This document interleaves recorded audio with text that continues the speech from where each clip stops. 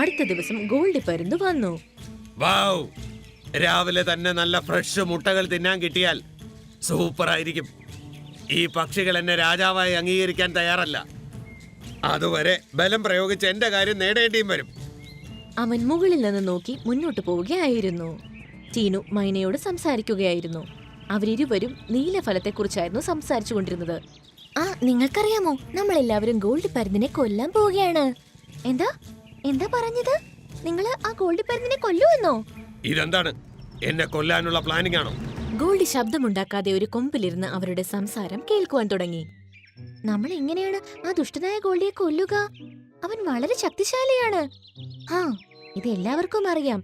പക്ഷെ നീ ഫലം കാണുന്നുണ്ടോ? ഇതൊരു സാധാരണ ഫലമല്ല. സാധാരണ ഫലമല്ലേ?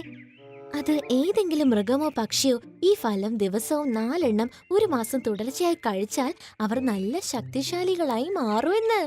ഗോണ്ടിപ്പരുന്തിനെ പോലുള്ള 4 പരുന്തുകളുടെ ശക്തി അവന്മാരുടെ ഉള്ളിൽ വരും. ഓഹോ, ഈ ഫലത്തിന് ഇങ്ങനെയൊരു കാര്യമുണ്ടോ? ഞാൻ ഈ ഫലം ഒഴിച്ച് മറ്റൊന്നും ഈ മാസം കഴിക്കില്ല. ഇതിന്റെ ഗുണം കിട്ടണമെങ്കിൽ ഒരു മാസം ഇത് തുടർച്ചയായി കഴിച്ചുകൊണ്ടിരിക്കണം.